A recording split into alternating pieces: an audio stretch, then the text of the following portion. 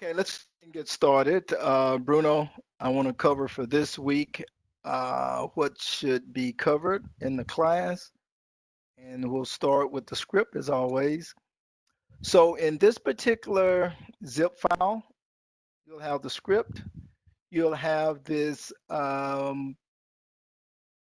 PCSA 8 exam preparation. You need to review that with the students so they should start thinking about taking the exam and how it's formatted.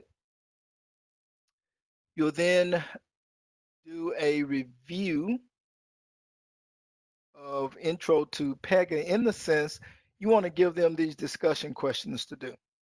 So I'll cover that with you in just a bit. Then you want to lecture on assignments, routing, and SLA.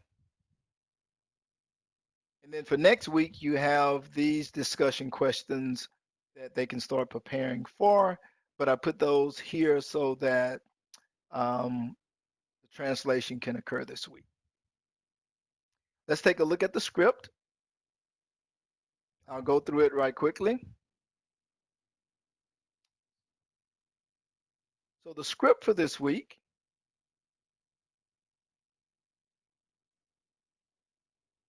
you'll see that, of course, the students want to prepare for the online material as always. For you, you need to review the video. So I'll make the video, send it on a separate email link. So you'll have that in the morning by the time you read this and get this. You want to review exercise guide pages 13 through 16 because you would have done prior exercises. So I'll take a look at that later on. And then you'll want to review this 000 PCSA 8 exam preparation. So those are the things you need to prep for. As far as translation is concerned, the CM LS0305 module was sent to you last week, so you should have already translated this one. If not, make sure that that's done before tomorrow. You need to translate pages 13 through 16 for this week. If you have not done that, I know you had translated the prior exercise pages. You'll need to translate the intro to PEGA discussion questions. These are discussion questions that are mapped from the exam blueprint. So these are very important. You want to get these translated into Portuguese. They're in English right now. Again, we'll take a look at all of these. And you want to translate the exercise guide pages 16 through 23. That's for next week. So if you don't have time, don't worry about it for Tuesday, this Tuesday, but for next week, next Tuesday, you need to have this translated. And you need to translate for next week, not this week, the case management discussion questions. Okay, so what is it that you should deliver this week, Bruno? If you're on schedule for your 3-hour session, you want to review and go over this exam prep. So this will start getting the students to think about what it takes to, or what the exam looks like. So I'm going to go over that with you right quickly. Bring up this PowerPoint.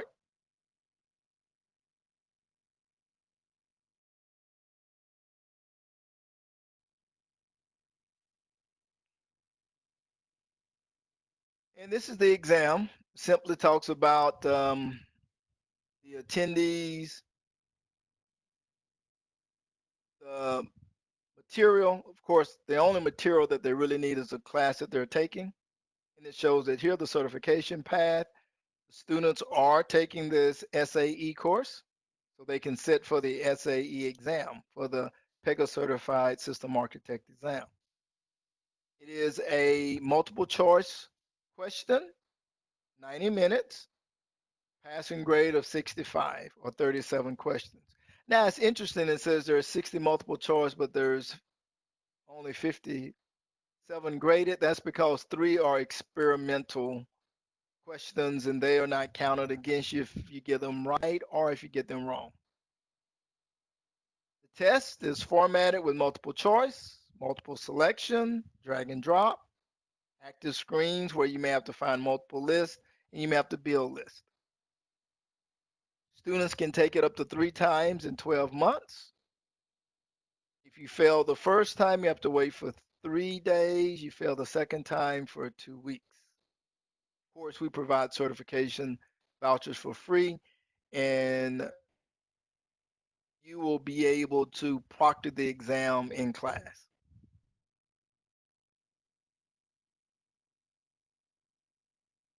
Here's an example of what it would look like when they start taking the exam. The name would be up at the top.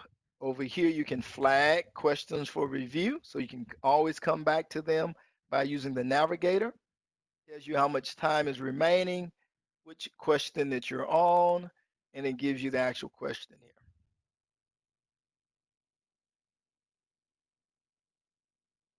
This is the exam domain.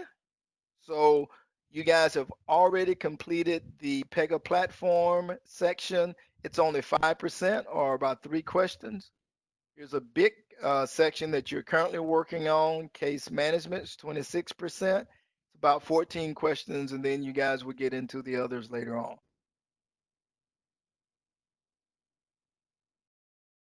So you want to cover that with the students just to start getting their mind in gear to start thinking about the exam.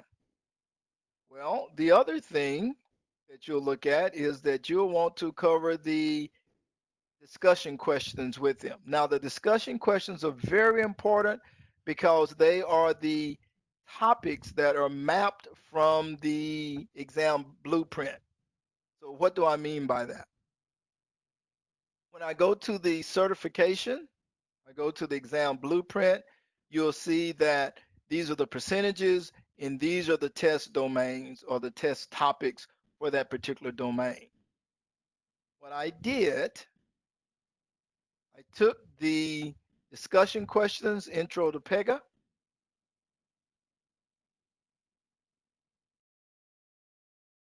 showed some of the same information.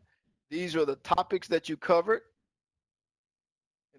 in the first or second session. You went through all of this. These are the 5%. These are the test domains, the same that you see here. Now, notice what I did for this first document. I gave them an example of what they need to do. So you really want the students to do this, and it should be a homework assignment that they have to go and find the definitions either online or someplace, and then they need to turn those into you. This is what I found to be very effective for people to pass the certification. So I put an example here for the students. The first, here's an example of explain the Pega platform. Well, that's not really a question here because it's really situational layer cake application development roles of the Pega project. But I just use this as an example. So if they were to ask us to talk about the Pega platform, explain it. Well, what you want the students to do is find a good definition. How do you define the Pega platform in this case? Or how would you define situational layer cake? How would you define application development studios? How would you define roles on a Pega project? Second thing you want the students to do is give you navigation instructions in that document in a screen image. How do I get there? Well, I go from Pega Academy, exercise link, operator ID, and it displays. And then I give an image of that particular thing I'm describing. And then finally, the third thing is, well, what's the scenario use case? When would I use this? When would I use situational layer cake? When would I use application development studios? When would I use roles on a Pega project?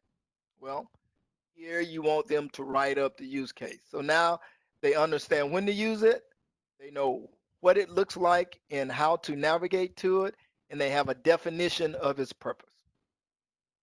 So I've created the questions already. So here, situational layer cake, I just simply said explain the situational layer cake. Give me a definition, navigation, instructions, and screen image and scenarios. Same thing for application development studios, definition, instruction, screenshot, scenario use case. And finally, definition, instructions, screenshots, scenario use case for the roles on the Pega project. Again, this is really important. I found this to be extremely successful. In Canada, I go there and teach it once a year. I make the students go through this process. They have to research and look it up themselves. You can even have them work together as a group if you want to. But it helps them build their own study material. Now, in doing that, they may have to go to the exercise system. Here's the exercise system. And they might have to go to the help to find some of the definitions. They can come over here and they can do a search.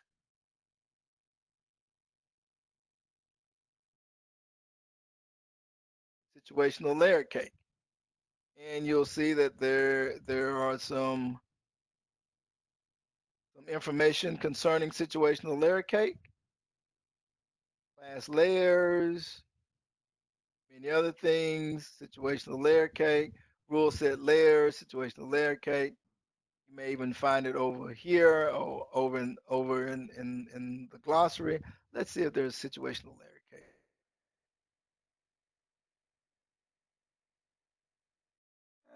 They don't have it.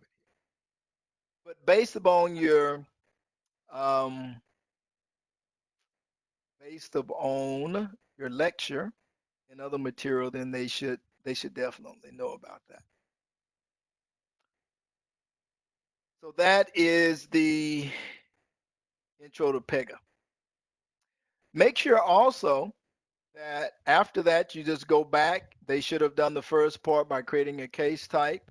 I didn't show this the last time, but you need to be able to show that a case type from the App Explorer. Remember, these are computer science students, so you want to show them the implementation all the time. So it creates a class called service for this case type.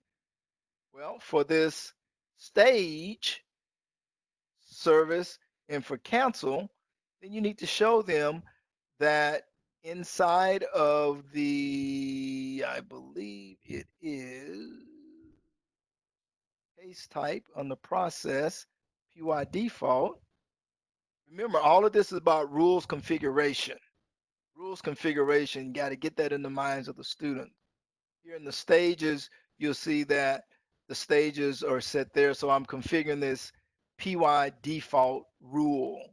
And I don't know if you remember, but this PY default rule, it's like the entry point in a main for Java, if you wanted to use that analogy. And it starts this process and it sets up some other objects. This particular work party object gets set up. So this is the initialization. This is like a constructor. But anytime I add stages, then it's going to update the configuration of this rule and show me the alternate stages to primary. Anytime I create a process, you want to show that on the App Explorer, there is a flow rule. Here's this performance service process rule. Again, you want to emphasize over and over again, in this design, there's always a technical implementation of a rule. And so here's this process rule, perform service. Inside of a inside of a process flow rule, you see these are the steps. The steps are the steps that you see here that's on the case life cycle. So a step is a shape inside of the process flow rule. So that's really enough to get them started, but just remind them all the time that anything that's done from this workflow where you're designing, it's always implemented from an OO perspective as a class or a rule that's applied to that class. and that's similar to a has-a relationship. These rule instances are like objects inside of this big object, or classes inside of this big class. So that's a core component in your teaching so that the students really understand how robust and comprehensive this system is. Okay, so I'm going to review or talk about this is your PowerPoint. So you definitely want to use these PowerPoints. This is a really long section. It's a very detailed section. You do have the assessments and reviews at the end of that section. So you'll see that you have, where am I? Here's an assessment here, and you have an assessment here that you will be able to go through. Now, your students, of course, can go through the online, but the PowerPoints that we built for you, they're much better. So they are inclusive of everything that you see here, plus it's a whole lot more. So that's the review, that's the review. And then you want them to complete the exercise 13 through 16. So let's go there right quickly. If you remember last week, they should have started the process here with configure a case type. They should have gone all the way to 13. The last thing they should have done was to add these instructions from your last meeting, steps 1, 2, 3, 4. So now when you get through with your lecture, though it's a long lecture, they only have one small section to do, and that's add a service level agreement, but it's multiple steps. So they have to do this one, add a service level agreement to the review service, assignment, add a past deadline interval to the service level, all the way through 14, and then you want them to stop.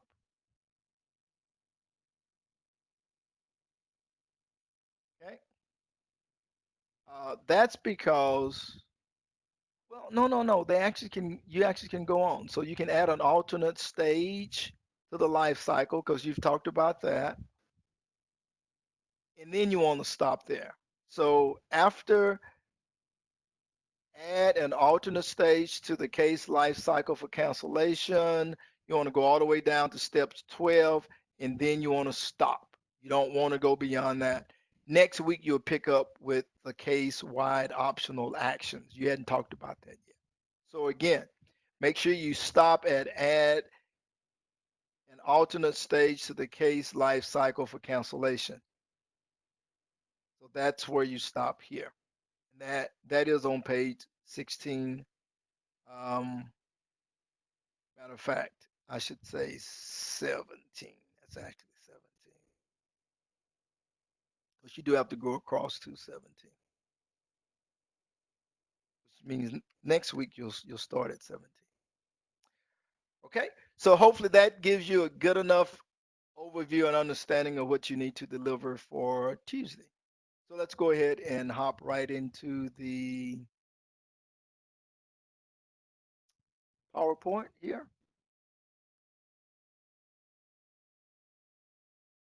Again, this is fairly lengthy. It's 65 slides. So I won't go through them in detail, but I'll cover enough that you have a clear understanding, because if so, I'd be here for 2 hours talking. But you do want to make sure that you talk about an assignment being that UI that ends up in someone's work list, or that UI that we build that ends up in a work queue that a group that's shared that someone will have to pull from that work queue, put it on their work list. An assignment is work to be done.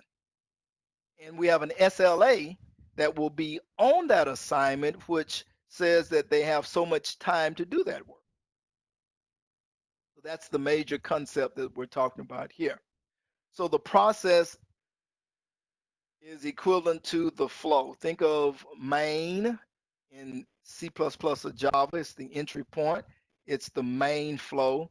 So we have several small flow rules. So each stage will have processes, and those processes are the flow rules. So you'll see this first process, that's a flow rule. And make sure that you bounce between the exercise system and show them a process, show them the flow rule. And remember that flow rule is applied to a particular class or a case type. Here's an example of when the case starts, it may be sent to Bill. And remember that internally, Pega has a way of persisting that information that's captured. When Bill is working on that assignment, it's captured in a table row and persisted in PZPV stream, which we call the blob. And we have things like the status that's associated with the case type and who it's assigned to. When it moves from Bill to Raj, well, here's a new assignment that's created for the same case. And then now you see an entry in the table for Raj.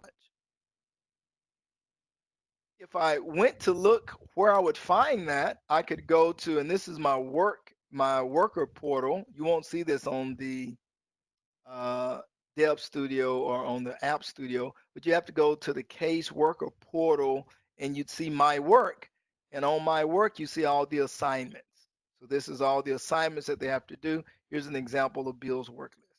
So assignments are work to be done. That's a user interface that means that that user operator has to do something. So we manage work in Pega. Uh, it's typical for a case to move from several workers, and that movement from worker to worker is through this assignment task that has to be done. So you need to do a demo where you can actually run your case and you'll see the assignment. If you have multiple UIs, then you see that it may be just sent to the operator, but make the point that it could be routed or sent to someone else and they'll learn about routing.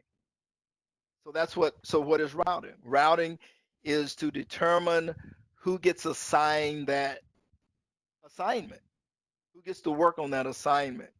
And it also indicates with the SLA how much time is expected for them to work and complete the work on that particular assignment.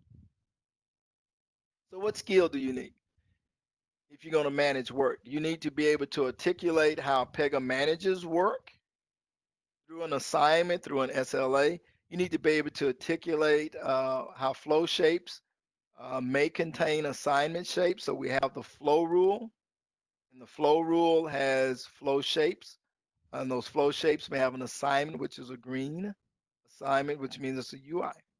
We need to understand the purpose of an assignment shape as an item on the work list. So that assignment is work to be done on some operator's work list. And you need to understand that it is also a modeling artifact for a UI.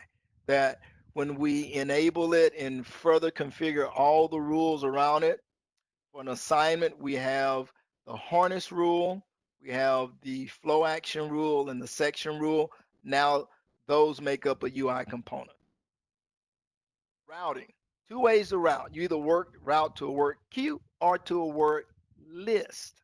Work list is to an individual, work queue is to a shared group. Think of it this way: you come in every day, you have work to do in your mind, that's your work list. Pega implements that through software as a work list that you are an operator that you automatically have. If you work for a department, you may have several tasks that you and other professors do, and anyone can pick those tasks and start working on them. You go and pull them from the work queue. So routing, I like this picture because it indicates how I distribute the work. Routing is meant to distribute work efficiently and effectively across an organization. We want to ensure that it gets to the right person at the right time so they can do the work. And it's common for more than one person, which we call an operator, to complete work on a case. I may go through a long process and I am the loan officer, but I'm not the underwriter.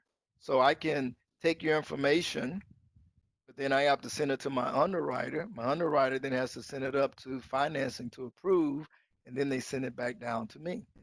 Same thing here. You got employees, you got managers, you got payrolls. You got different people who have distinct roles that they play when it comes to the completion of a case type. So you may have an employee that creates an expense, a manager that approves it, payroll sends the money. So that case assignments are routed to each different person so that they can work on that case. And with a work queue, it may end up in the queue for payroll, and anybody from payroll can then pull from that queue and take care of it. We can assign work to the current user. We can assign work to specific users. We can specify operator IDs, emails, internally or externally. We can assign it to a work queue, which means it's a internal queue within Pega, within the hierarchical structure of a business. The navigation to it, I go to a flow rule. I see this green assignment shape, and that indicates a UI. And I can open up its properties and I can determine who I want to route to. And I have all types of routing. Custom routing, I can route to work lists.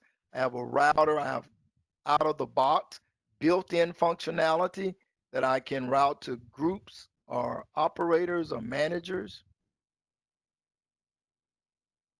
Here's another example of, you see that here's that green assignment again, that I can open up the properties and now I can see it. And I can see that I can route to my current operator. Now the old work basket is the new work queue. So the use case, what is the use case for this? Well, the use case is I need to route it to the right person. So here I see two stages and I see two processes or flow rules. But here in this process, I see three assignments. One, two, three. Then I see another assignment here for the underrouter. So I can see that from this implementation of this case, that the same operator will collect the information, collect the car details, and submit to underwriting. So three distinct UIs, but after they submit, then the case gets routed to the underwriter. So the underwriter now sees it on his or her work list. I can implement it. Again, you see that over here, I can even have complex decisioning to determine if it's the administrator, send it to this person, else if it's engineering, send it to this person, else if it's marketing, send it to this person. So this is called a decision table, and it's part of our decisioning artifacts that we can utilize. We have a decision shape that can take this decision table. We even have a more complex one.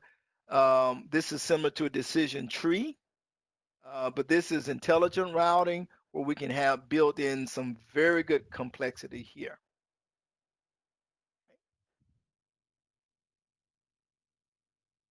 So I can route my assignment to a work queue, like I said before, and that work queue is defined when we set up our organizational hierarchy. We have to say which division it's under, which unit it's under, which work group is under, so that the system can automatically find how to route something. So that's an administrative feature that sets that up. So work queues are examples of shared queues that multiple people can get access to. A work list is for an individual. And on each operator ID, you have that work list specified. And every operator like Bill will have an organization that he or she is associated with. So they understand that beyond their work list, if they need to route to a group or queues, then all of that is defined in this operator ID.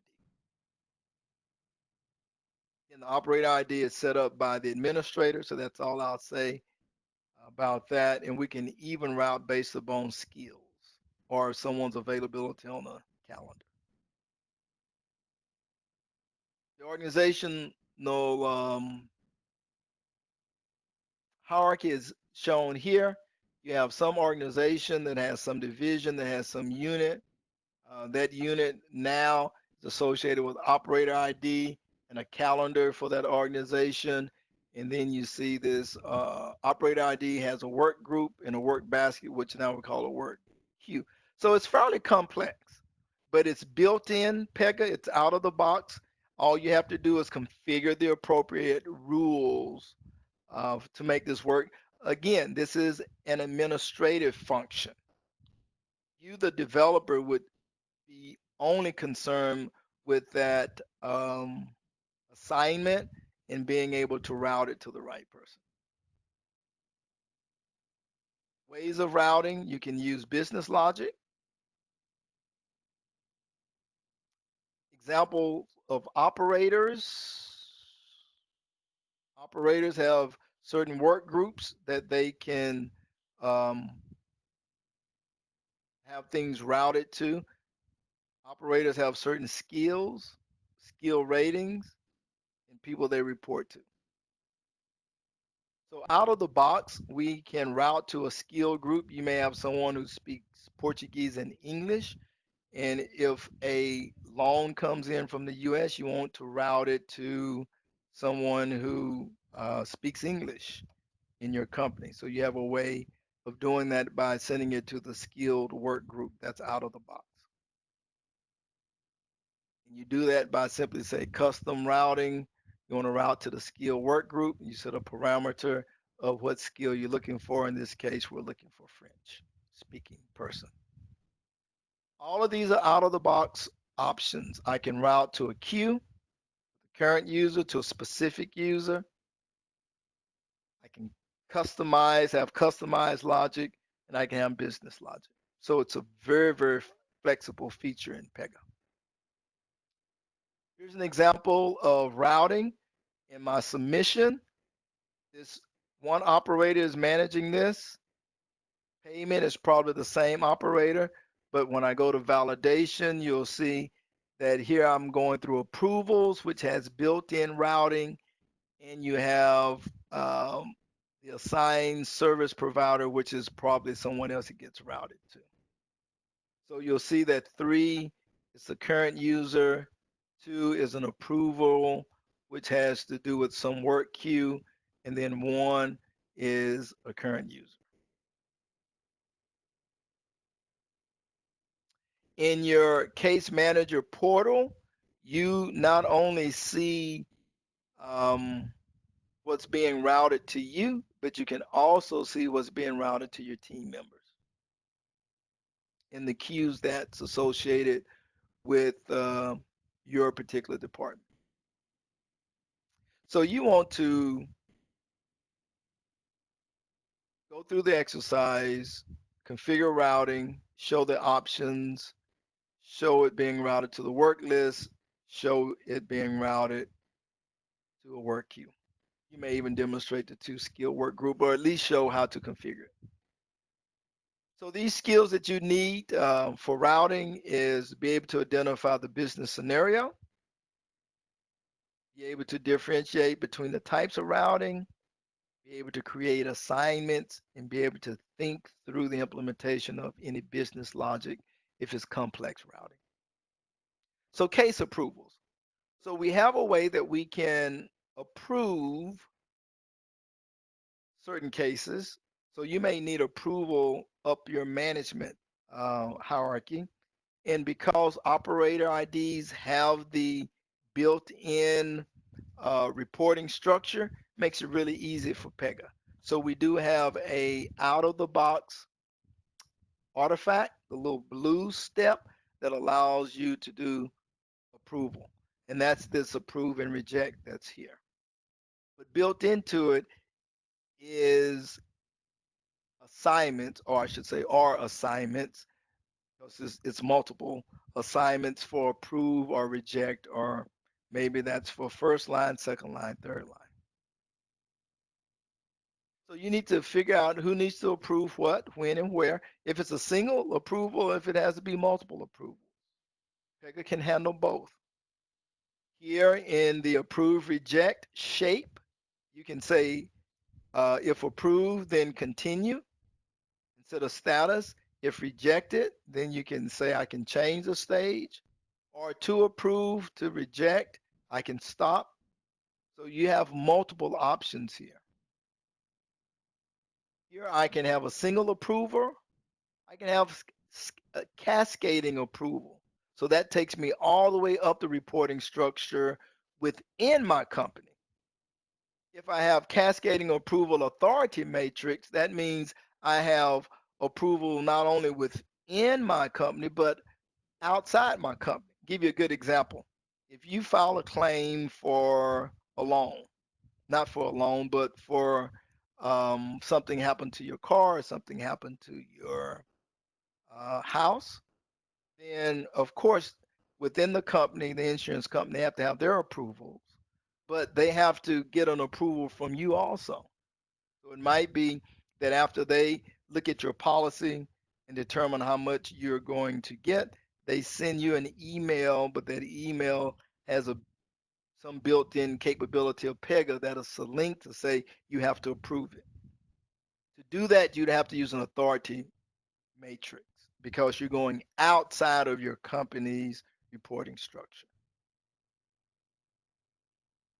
Single approval, you said single, specify the user and who the reporting manager is. Cascading approval, then you have to say what is the reporting structure, and Pega would automatically go up the reporting structure. You specify, for instance, it needs to be approved by the senior manager, the director, and the vice president. And so when you see that, then you see that I can set cascading based upon my reporting structure. And then you can say the approval by one or by all, or I can have complex um, business logic to customize it with even when rules when it should occur. So it's fairly comprehensive, fairly complex. Okay. If I use the authority matrix again, that means that if I need to route it to someone outside of my company, I can make that happen. So I use the authority matrix for approval. What do I need for routing? The skill that I need to be able to articulate the business value of routing, the use case for a particular route, make a distinction between the work list and work queue types of routing, look at and know some of the out of the box routing like the two skilled work group, articulate the business purpose for the approve and reject shape, distinguish between approvals, and identify an approval or configuration to satisfy your business requirement. Is it for a single approval, cascading approval, or do I need cascading with an authority matrix because I'm going outside? Service level agreement, SLA. This is where we determine that it has to take a certain amount of time. So we're enforcing time based upon these milestones that we call goal, deadline, past deadline. And we can configure a SLA, that's what we call it, on a step, process, a stage, the entire case. Most often, though, it's put on an assignment on a UI or the case. We have three milestones. The goal is how long it should take. So on the test, they'll use those terms, how long it should take. That's a goal. The deadline is the amount of time it may take before it's late. And of course, the past deadline is that time beyond the deadline, additional time you may give. can again configure steps, processes, stages, entire cases. Start, there's a goal, a deadline, and a past deadline. Every SLA, you can set an urgency between 10 and 100. You cannot go past 100. You'll see that in this process, if you pass a milestone, so for instance, it starts here at 0, and then all of a sudden, here it's 24 hours later, and then you did not complete it within this goal, we're going to increase the urgency by 10. Here it's 36 hours. It's inclusive of the 24. So now we're going to add another 10 to the urgency. So now it's 10 plus 10 is 20. And then it's still not complete. So now within 48 hours, if it's still not complete, we add another 20. So those added together, you'd have an urgency of 40. Here's an example of an initial urgency that can be set. How I can increase the urgency for a milestone of goal if it's not met within 2 days. I even have actions I can utilize that if it occurs, I may call a flow action to do something, or I may call an activity to do something, or I may call a decision shape to do something. And here's a deadline, a milestone for deadline for 4 days. And if it's not done within 4 days, then the increase is by another 10 for the urgency. So how do you navigate to look at a SLA? When an SLA is created, you would go to the Dev Studio, go to processes or records, and go to service level agreement. You find the same thing if you went to app for a particular application you're working on, and you would open up that case, find this process, and then category, and then find service level. Here's an example of using it from the App Studio. On the App Studio, you would go here and you can go to the settings. In settings, you see this is an SLA. So now you're setting it for the entire case. When you set it here, this is for the entire case. Or if I can go to a particular step for an assignment, then I'm setting it for a particular assignment here. So one is for an entire case, one is for an individual assignment. Okay.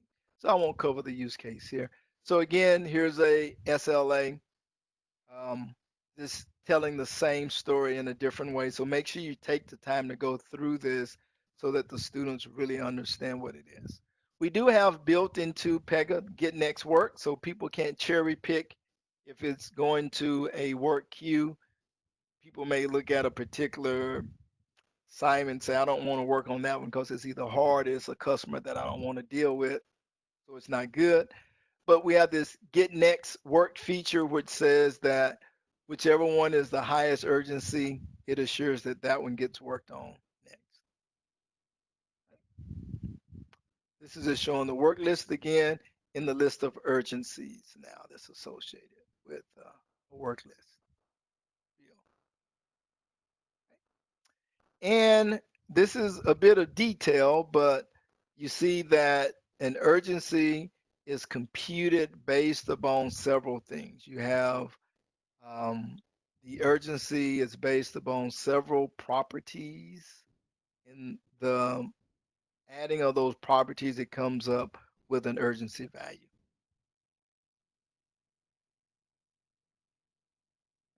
That's just showing some more information. And then these are the skills, of course, that one would have to have. So you want to add a service level and then just show them how it works. You probably want to add a service level for like a minute so they can see it expire and the urgency increase. Okay, so that covers it. And I will send this to you as soon as it is ready.